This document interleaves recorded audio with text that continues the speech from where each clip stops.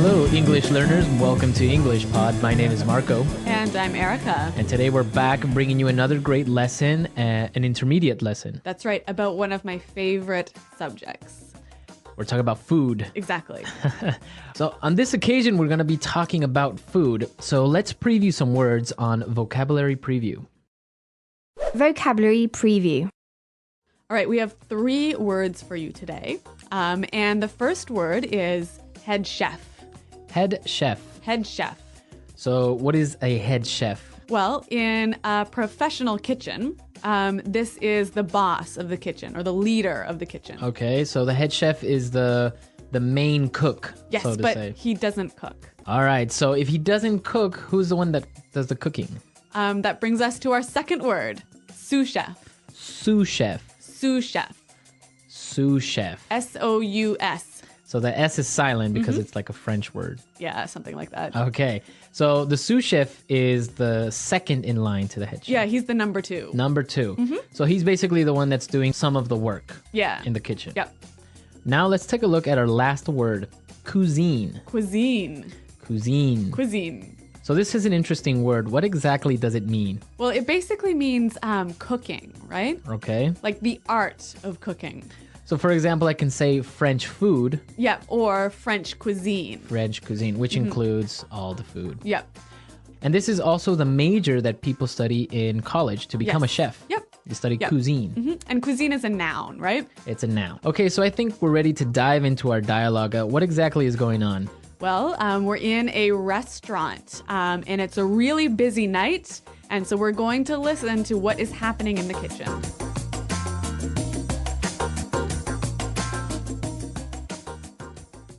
Right away, sir. Your order will be ready shortly. Jean-Pierre, we have another special for table 7. I'm working as fast as I can. We are really in the weeds. Where is my sous chef? Luc, I need you to peel more potatoes. Marie, chop some onions and carrots for the stew. Jean-Pierre, another special. We're really packed tonight. We're running low on wine. Is there any left in the cellar? Ooh, sorry I'm late, everyone. Wow, we're really doing well tonight. Harry, stop talking and get over here. I need some sauce tiered and the fish needs to be butchered and buttered. Okay, I'm on it. Jean-Pierre, table 7 has requested to see the chef. I think they're food critics from Cuisine magazine. Okay, so a busy night here at this restaurant. I know. It sounds like there's a lot of pressure on this chef, Yeah. Jean-Pierre. Yeah, you can tell in his voice that he's really stressed out. Yep. Okay, let's take a look at some of this kitchen vocabulary that we found in Language Takeaway. Language Takeaway. All right. Well, we've got 5 words for you today. And the first one is peel. Peel. Peel. Peel. P-E-E-L. So this is a verb, and it means to... Remove the outside skin. Okay, so for example, when you're going to eat a banana, You must peel it first. you must peel it. You got to Yep. take away the yellow skin. What else do you peel? Oranges, potatoes. Potatoes, like in the dialogue. What else can you peel? I don't know. Carrots. Carrots. Yeah. Some people peel their tomatoes. I don't know why. Yeah, it is kind of weird. All right, now let's take a look at our next word. Chop. Chop. Chop. Chop.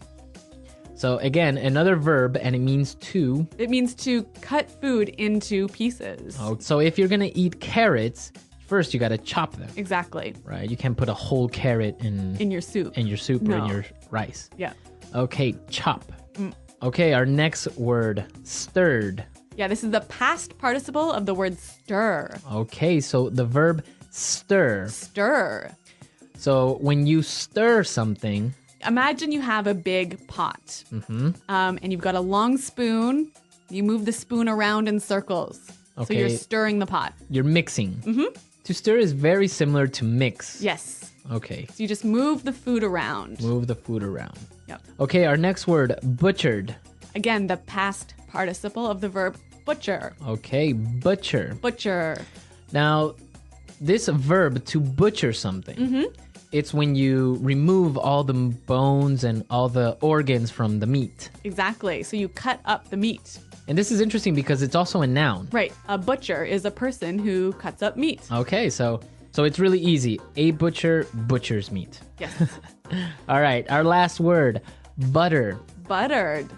Buttered. Buttered. Okay, so buttered, this is weird. I know. Normally, we all know the noun butter, but here it's acting as a verb. Okay. So when you butter something, you spread or put butter on it. Okay. Simple. So to put butter on something. So you can Yep. butter a piece of bread, Exactly. or in this case, the fish is being buttered. Sounds delicious. Okay, now we're ready to listen to our dialogue for the second time. We're going to slow it down a little bit so it's easier to understand.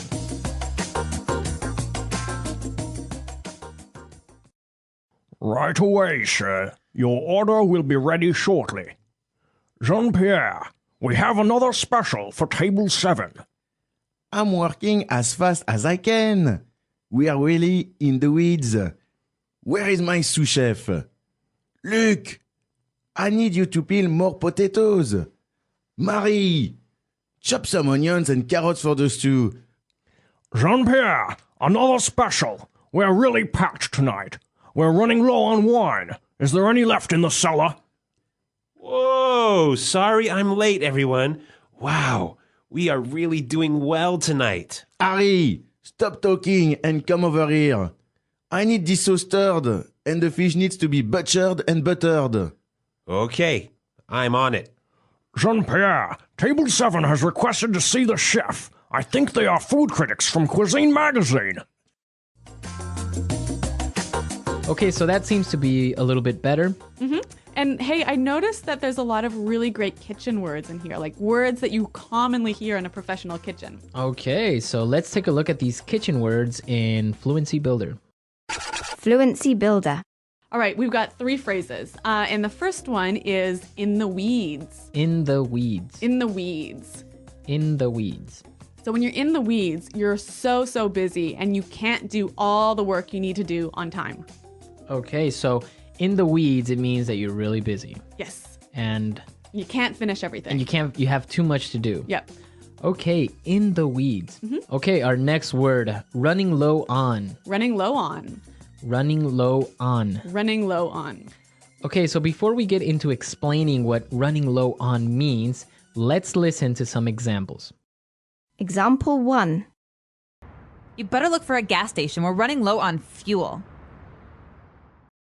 Example 2. We're running low on beers. Can you go out and get some? Example 3. My flashlight is running low on battery. Hurry up before it gets dark.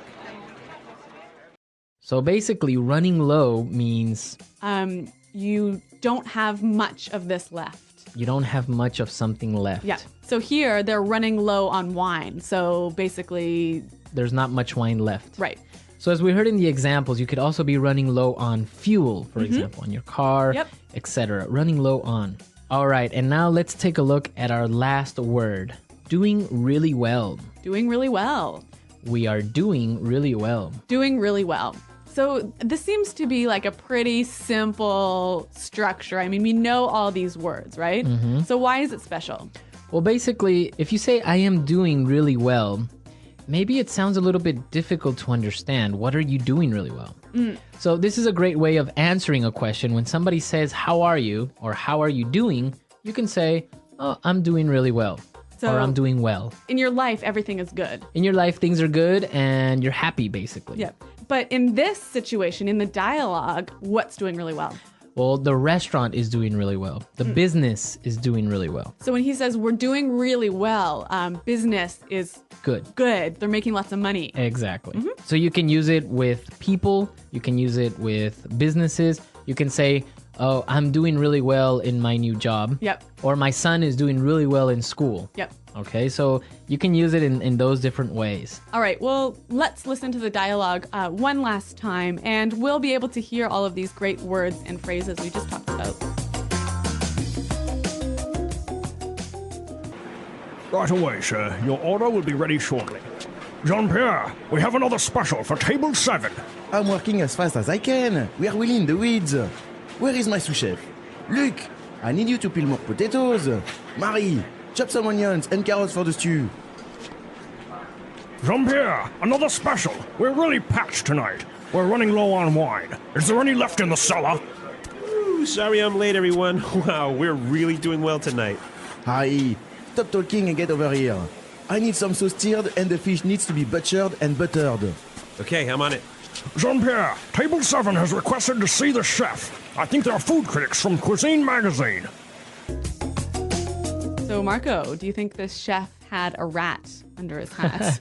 That was a really good movie, Yeah. Ratatouille, that Yep. Disney Pixar, where a rat is a cook. Yes.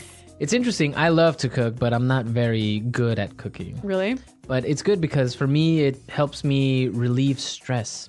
Me too, actually. Yeah. You know, if I'm in a bad mood, I go home and cook something to eat, and the world seems a happier place. And people don't understand it because they think cooking is work. Yep. But, for some people, it's fun. Yeah.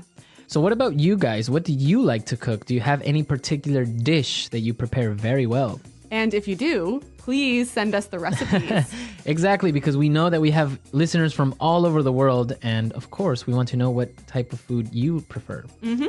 All right, guys, we're out of time, but we'll see you next time. Until then, goodbye. Bye.